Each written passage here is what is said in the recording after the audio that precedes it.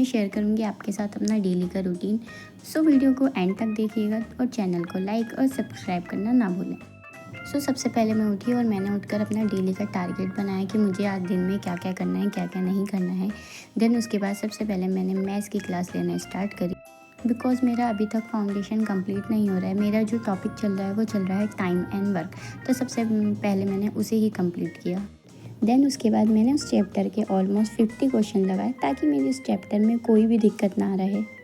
Then उसके बाद मैंने अपनी स्पीड मैथ के क्वेश्चन लगाए, जिसमें सिंप्लीफिकेशन, क्वाड्रिक, नंबर सीरीज़, इसमें मैंने ऑलमोस्ट 30 क्वेश्चन सबके कंप्लीट कर लिए थे। स्पीड मैथ के क्वेश्चन में अराउंड 100 एवरीडे लगाती हूँ, बिकॉज इससे हमारे पेपर में बहुत हेल्प रहती है, क्योंकि 15 से 20 नंबर आपके इसी में से सेट हो जाते हैं।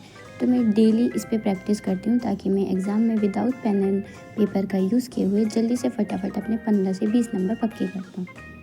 अगर आपका भी ये पोर्शन वीक है तो आपको भी इसकी एवरीडे प्रैक्टिस करनी ही होगी। देन क्वेश्चन कंप्लीट करने के बाद उसके बाद मैंने मेंस की क्लास ली, जो नवनीत सर ने वाईटी पर अभी लॉन्च की है, जो कि उन्होंने 100 क्वेश्चन का टारगेट रखा है।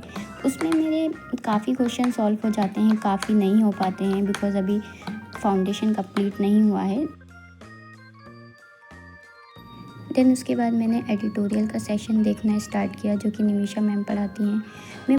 पहले मैं अनुभव सर की क्लास लेती थी, जो कि अड्डा पे पढ़ाते थे, लेकिन बाद में मैंने निमिषा मैम का लेक्चर देखा, देन आई लव इट। तो मुझे उनकी ज़्यादा अंडरस्टैंड कर पाई मैं उनसे। ऐसा नहीं कि अनुभव सर अच्छा नहीं पढ़ाते, वो भी अच्छा पढ़ाते हैं, लेकिन मुझे जो ज़्यादा समझ में आया वो निमिषा मैम का अच्छा समझ में आया। जब से मैंने उनकी क्लास अटेंड करना शुरू करी है, मेरी इंग्लिश काफ़ी स्ट्रॉन्ग हो गई है, मुझे वोकैब भी लर्न होने लगे हैं। मैम वोकैब भी बहुत बार रिवाइज़ कराती हैं, इतनी बार रिवाइज़ कराती हैं कि वो आपके खुद ब खुद याद हो जाते हैं, आपको रटने नहीं पड़ते हैं। देन उसके बाद मैंने अपनी परफेक्शन की क्लास देखी, जिसमें अभी एक्टिव एंड पैसिव वॉइस का टॉपिक चल रहा था। देन उसके बाद मैंने अपनी एक आरसी सॉल्व करी, बिकॉज मैं आरसी भी अपना डेली ही सॉल्व करती हूँ, हर दिन, कोई भी दिन स्किप नहीं करती। Everyday 2 RC, 2 para jumble and 2 close मैं डेली ही लगाती हूँ, ताकि मेरी इसमें रीडिंग कॉम्प्रिहेंशन में भी प्रैक्टिस बनी रहे और मेरा स्कोर बूस्ट होता रहे। फिर उसके बाद आधे घंटे का ब्रेक लेने के बाद अब नंबर आ गया था करंट अफेयर्स का, जो कि मुझे थोड़ा नहीं, एक्चुअली काफ़ी बोरिंग लगता है। फिर मैं करंट अफेयर्स के नोट्स बनाने लगी। मैं हर एवरीडे उसके नोट्स बना लेती हूँ, शॉर्ट पॉइंट लिख लेती हूँ, ज़्यादा लंबा चौड़ा नहीं, ताकि मुझे रिवाइज़ करने में ईजी रहे। और दिन जब एग्ज़ाम से पहले मैं क्विक रिवीजन करके मुझे बार बार PDF या क्लास ना देखनी पड़े, इसलिए मैं अपनी कॉपी में, नोटबुक में शॉर्ट रिवीजन इसका बनाती रहती हूँ।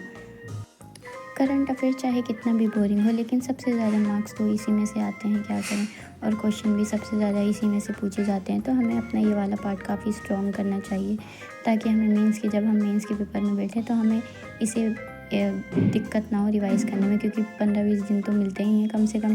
देन उसके बाद हम करंट अफेयर्स सारे महीने के तो नहीं देख सकते, इसलिए हमें प्री के साथ ही अपना करंट अफेयर्स साथ में लेकर चलना चाहिए, ताकि हमें आगे वाले दिनों में कोई भी किसी भी तरह की दिक्कत ना हो। देन हमारा एग्ज़ाम अच्छे से जाए।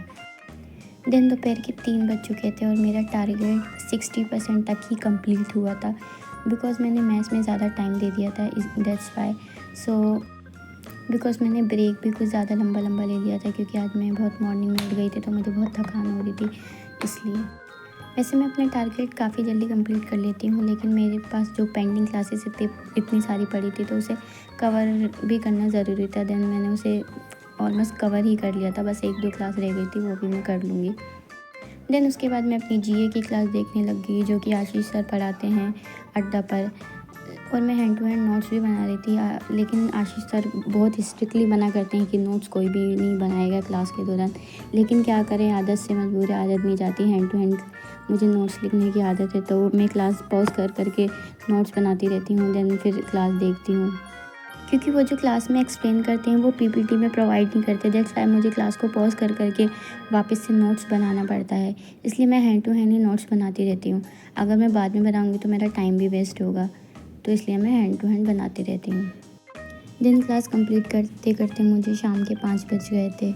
देन उसके बाद मैंने थोड़ा सा आधे घंटे का और ब्रेक ले लिया। देन उसके बाद फिर मैं मैथ्स की क्लास देखने लगी। RBI असिस्टेंट की वैकेंसी आ गई है, तो सर उसी का मॉक लगवा रहे थे, तो देन मैं उन्हीं की प्रैक्टिस कर रही थी, उन्हीं के क्वेश्चन लगा रही थी। मुझे पता नहीं था कि आज मैथ्स की क्लास है इवनिंग में, मुझे लगा रीजनिंग की क्लास है, क्योंकि सर की क्लासें अल्टरनेट डेज़ पे होती हैं। एक दिन रीजनिंग, एक दिन मैथ्स, एक दिन इंग्लिश, इन तीनों दिन ये इन सब का मॉक लगवाते हैं। देन मॉक कंप्लीट करने के बाद मैंने खुद से आरबीआई सिस्टम का मॉक दिया। मैं देखती हूँ कि मेरे कितने मार्क्स आ रहे हैं, तो मैंने उसी का मॉक दे रही थी। देन मुझे रियलाइज़ हुआ कि मेरा मॉक ज़्यादा गंदा भी नहीं था, लेकिन ज़्यादा अच्छा भी नहीं था, मुझे इम्प्रूवमेंट की ज़रूरत है। देन उसके बाद मैंने रीजनिंग की क्लास लेनी शुरू की, जो कि शुभम सर पढ़ाते हैं अड्डा 247 पर। जो अभी हमारा स्लॉक्स चल रहा है, उसमें प्री लेवल का हमने कंप्लीट कर लिया है और बस मेंस लेवल के 1-2 क्लास बची हैं। देन उसके बाद इंग्लिश रीजनिंग का भी फाउंडेशन कंप्लीट हो जाएगा। देन ऐसे ही मैंने 9 से 10 बजे तक अपना सारा दिन का टारगेट कंप्लीट कर लिया था, एक भी नहीं छोड़ा था। So thank you for watching and don't forget to like and subscribe this channel. Okay, bye.